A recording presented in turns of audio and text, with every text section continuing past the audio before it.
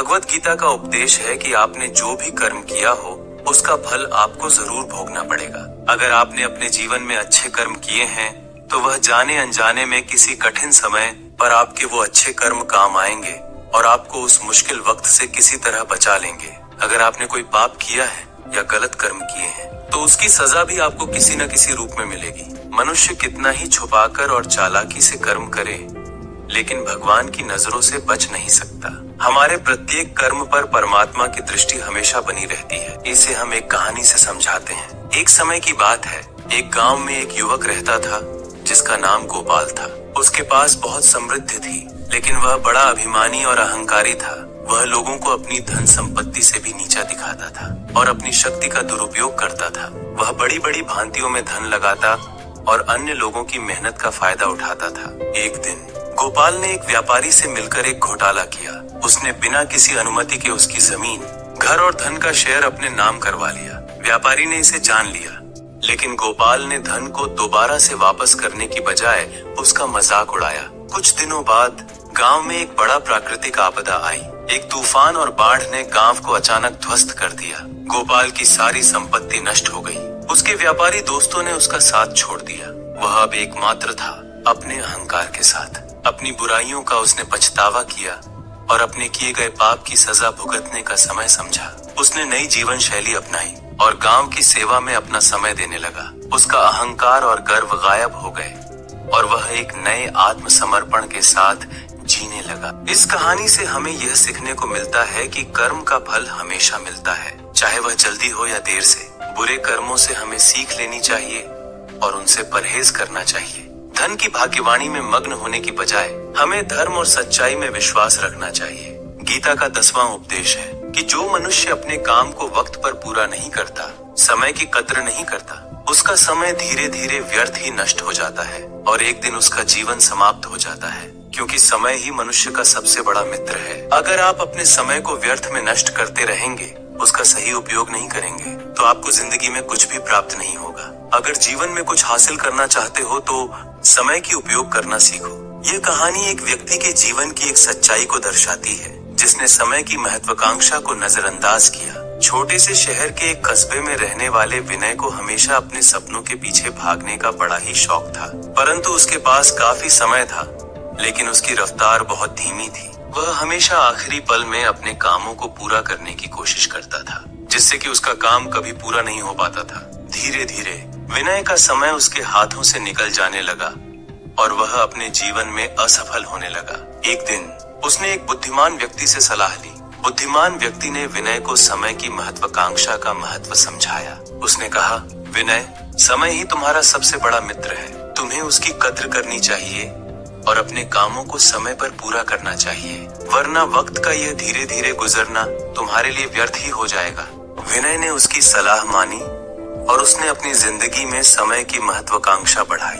उसने अपने कामों को समय पर पूरा करना शुरू किया और उसकी सफलता ने उसे एक नई दिशा दी। विनय ने समय की कद्र करना सीख ली और उसने अपने सपनों को हासिल करने में सफलता प्राप्त की। इस कहानी से हमें यह सीख मिलती है कि समय हमारा सबसे मूल्यवान संसाधन होता है। हमें उसकी कद्र करनी चाहिए और अपने कामों को समय पर पूरा करना चाहिए ताकि हमारी जिंदगी सफल और खुशहाल हो सके। गीता का 9वां उपदेश है कि जीवन में धोखा अपने ही देते हैं, क्योंकि उनको आपके राज, आपकी कमियों और गलतियों का पता होता है। बाहर वाला इन चीजों से अनजान होता है। आपको धोखा नहीं दे सकता क्योंकि उसको पता ही नहीं है कि आपको चोट कहाँ पहुँचानी है। लेकिन जो आपका करीबी है, अपना है, उसे बहुत बारीकी से पता होता है कि आपकी क्या क्या कमजोरी है। महाभारत का युद्ध 2 अलग अलग राज्यों में नहीं हुआ था, बल्कि एक ही परिवार के भाइयों में हुआ था। सभी आपस में एक ही वंश के लोग थे।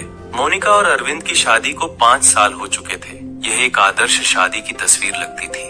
अरविंद एक सफल उद्यमी था और मोनिका एक शिक्षिका। उनका घर हंसमुख बच्चों और घरेलू सुख सुविधाओं से भरा हुआ था।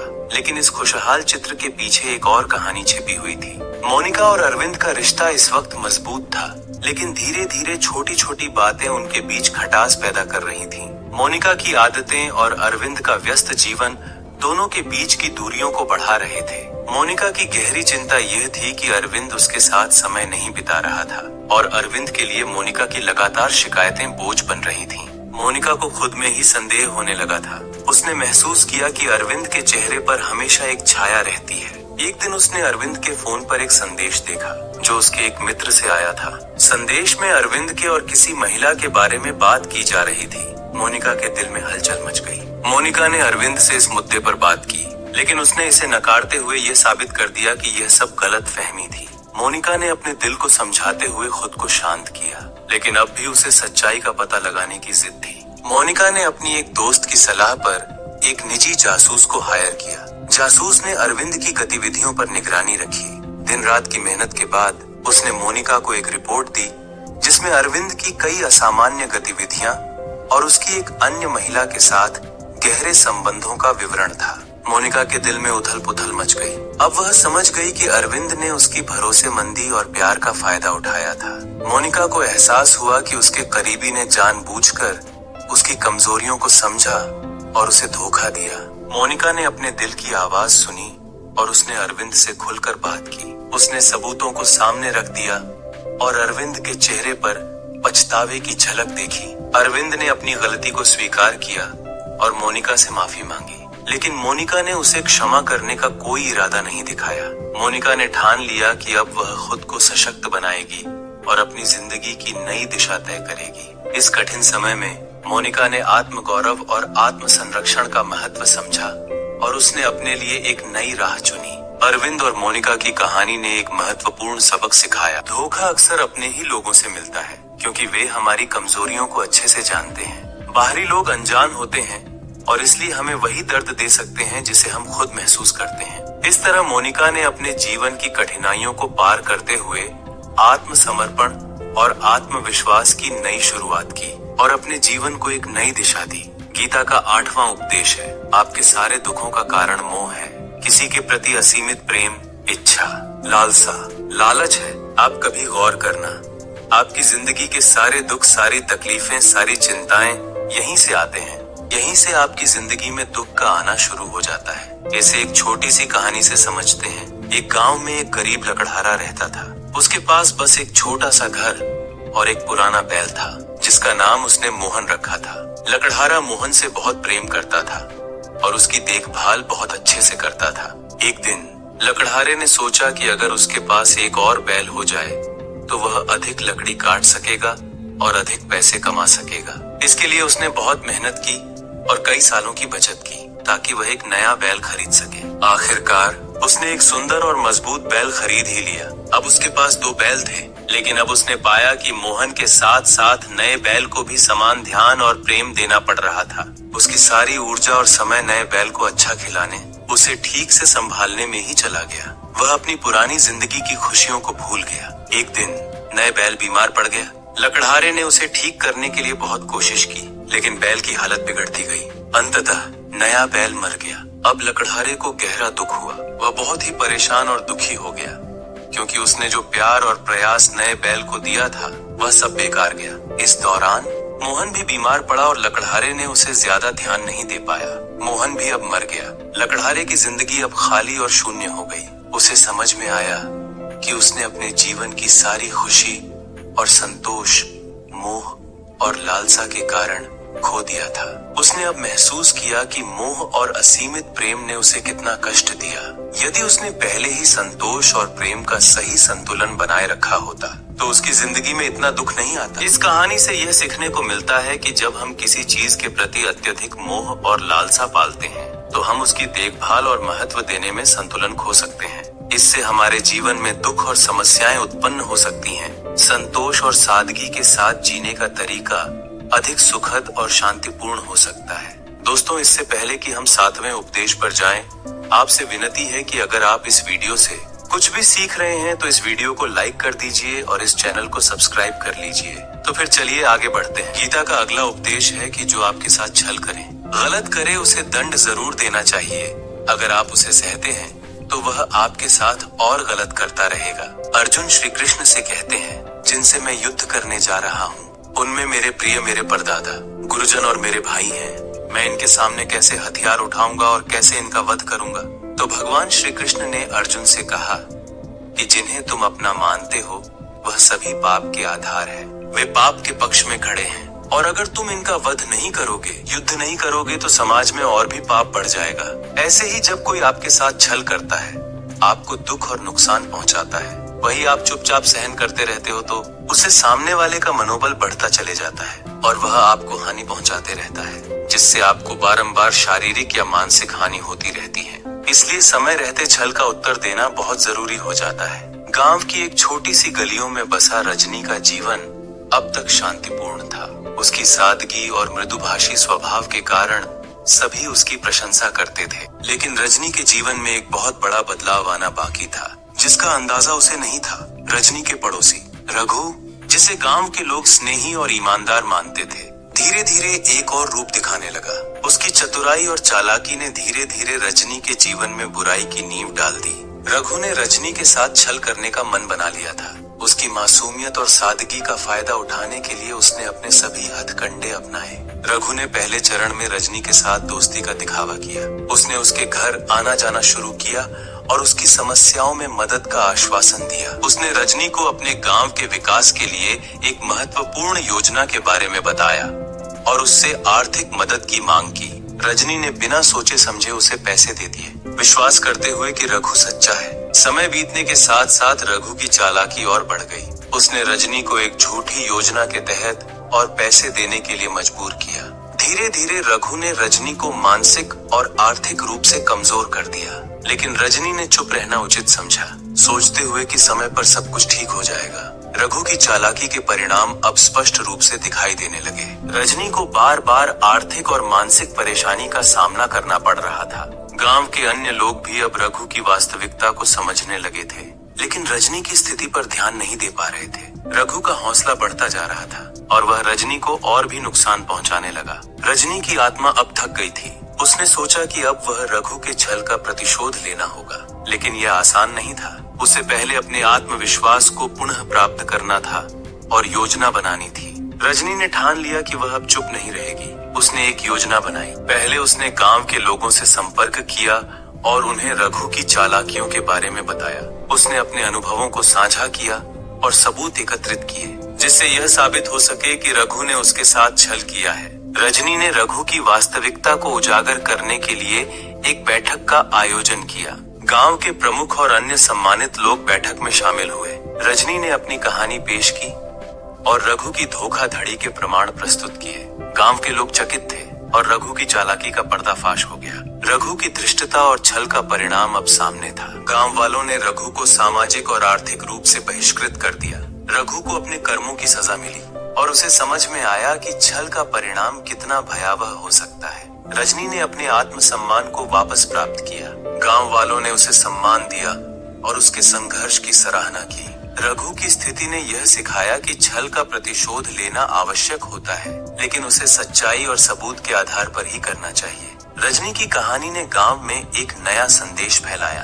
लोगों ने सीखा कि छल और धोखाधड़ी के खिलाफ खड़ा होना जरूरी है। रजनी ने अपनी मेहनत और साहस से सभी को यह दिखाया कि असत्य के खिलाफ सच का प्रतिशोध लेना किसी भी व्यक्ति का अधिकार है। छल और धोखाधड़ी का सामना करने के लिए हमें अपनी आवाज उठानी चाहिए। कभी कभी चुप रहना और सहन करना समस्या को और बढ़ा सकता है। प्रतिशोध का मतलब केवल प्रतिशोध नहीं होता, बल्कि सत्य की रक्षा और न्याय की स्थापना भी होता है। रजनी ने अपने साहस और दया से यह साबित कर दिया कि हर व्यक्ति को अपने अधिकारों और आत्मसम्मान की रक्षा करनी चाहिए।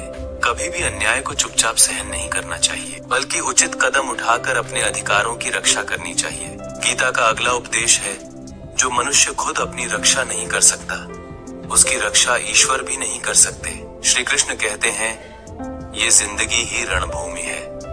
इस जीवन में सुख दुख आते ही रहेंगे और हमें उनका डटकर मुकाबला करना है। बहुत गहराई है गीता के ज्ञान में। हमारे जीवन की डोर भी संभाल के ईश्वर बैठे हुए हैं, लेकिन युद्ध हमें ही करना है। भगवान को स्मरण करते हुए, हे ईश्वर मुझे शक्ति, बुद्धि, सहनशीलता, समझ देना, ताकि मैं अपनी जीवन के संघर्ष को जीत सकूं। मैं जिंदगी में सही मार्ग पर चल सकूं। जो मनुष्य ये कहते हैं कि हम कुछ नहीं करेंगे, सभी चीजें भगवान के हाथ में है। वह जो करना चाहेंगे करेंगे, तो ऐसे आलसी इंसान का साथ तो भगवान भी नहीं देते। आपको अपनी लड़ाई खुद लड़नी पड़ेगी। भगवान ने आपको बल, बुद्धि, समझ दिया है। ईश्वर आपको प्रेरणा और शक्ति देते हैं, लेकिन आपको अपनी रक्षा स्वयं ही करनी पड़ेगी। खुद की मेहनत और ईश्वर की प्रेरणा से ही जीवन में सफलता प्राप्त की जा सकती है। बहुत समय पहले एक छोटे से गांव में एक किसान रहता था जिसका नाम रामू था। रामू बहुत मेहनती और ईमानदार था, लेकिन उसके जीवन में हमेशा कठिनाइयां ही आती रहती थीं। कभी फसल खराब हो जाती, कभी बीमारियां घेर लेती।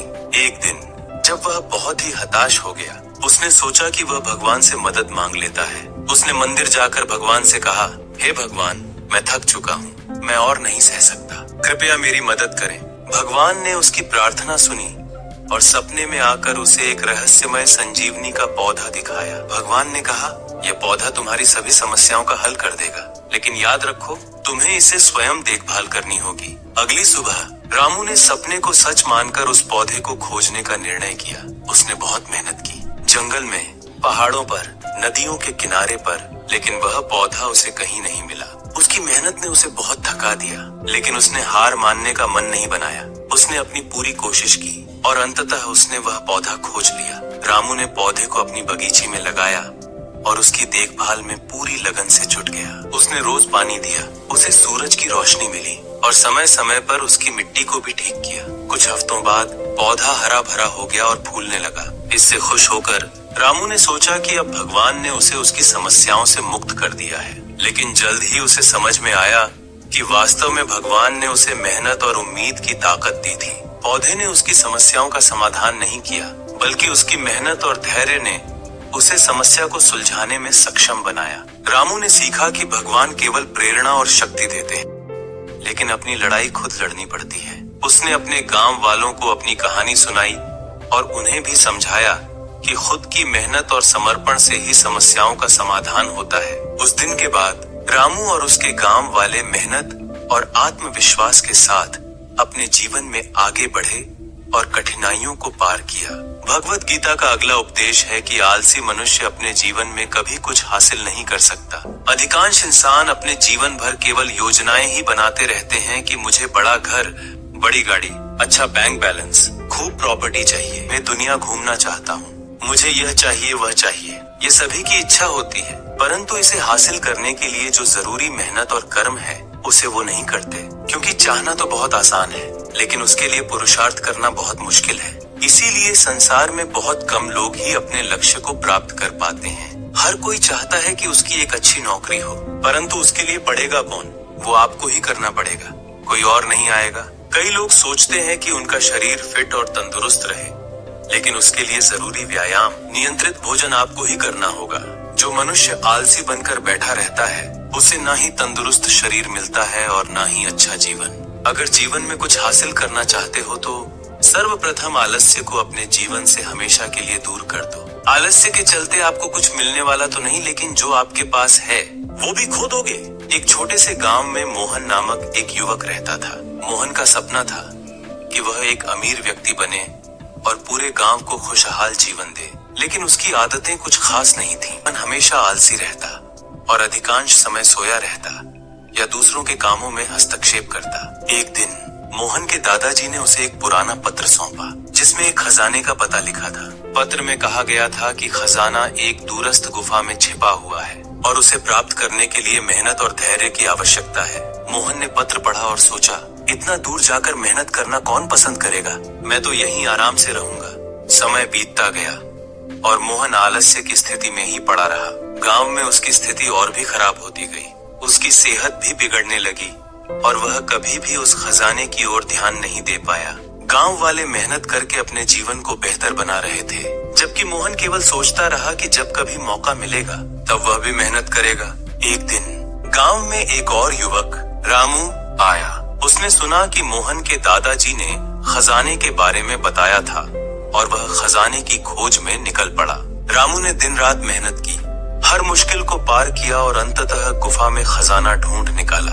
उस खजाने ने उसके जीवन को बदल दिया और वह गांव में समृद्धि लाने में सक्षम हुआ। जब मोहन ने देखा कि रामू ने मेहनत करके खजाना पाया और अपनी किस्मत बदल ली, तो उसे एहसास हुआ कि आलस्य ने उसे कितनी बड़ी अवसर से वंचित कर दिया। उसने महसूस किया कि अगर उसने भी मेहनत की होती तो शायद उसकी भी किस्मत बदल सकती थी। इस अनुभव ने मोहन को एक बड़ा सबक सिखाया आलस्य के कारण कुछ भी प्राप्त नहीं होता और जो कुछ आपके पास है वह भी खो सकता है। मोहन ने तब से मेहनत और ईमानदारी से जीवन जीने का संकल्प लिया और अपने जीवन को बदलने की दिशा में कदम बढ़ाया। आलस्य से कुछ भी प्राप्त नहीं होता। अगर जीवन में कुछ पाना है तो मेहनत और लगन से काम करना जरूरी है। गीता का अगला उपदेश यह है कि जिस मनुष्य को बात बात पर क्रोध आ जाता है और वह अपने क्रोध को नियंत्रित नहीं कर पाता, उस इंसान को सुख और शांति उसके जीवन में कभी प्राप्त नहीं हो सकती, क्योंकि उस मनुष्य के बहुत ज्यादा क्रोधी होने के कारण उसके सारे मित्र उससे दूर होते चले जाते हैं। वह अपना सारा जीवन दुख और तकलीफों में व्यतीत करता रहता है। इसलिए अपने जीवन में अगर शांति चाहते हो तो बात बात पर गुस्सा करना छोड़ दो। गीता का अगला उपदेश है कि अपने जीवन में आप किसी की मदद करें या ना करें, परंतु कभी किसी का दिल नहीं दुखाना चाहिए। जब आप किसी का दिल दुखाते हो तो आपको भले ही एहसास ना हो, लेकिन जब कभी कोई आपका दिल दुखाता है तब आपको समझ में आता है कि दिल पर चोट लगने की वजह से कितना दर्द होता है। इसलिए चाहे आप किसी की मदद करो या ना करो, लेकिन किसी को कष्ट नहीं देना चाहिए। दोस्तों,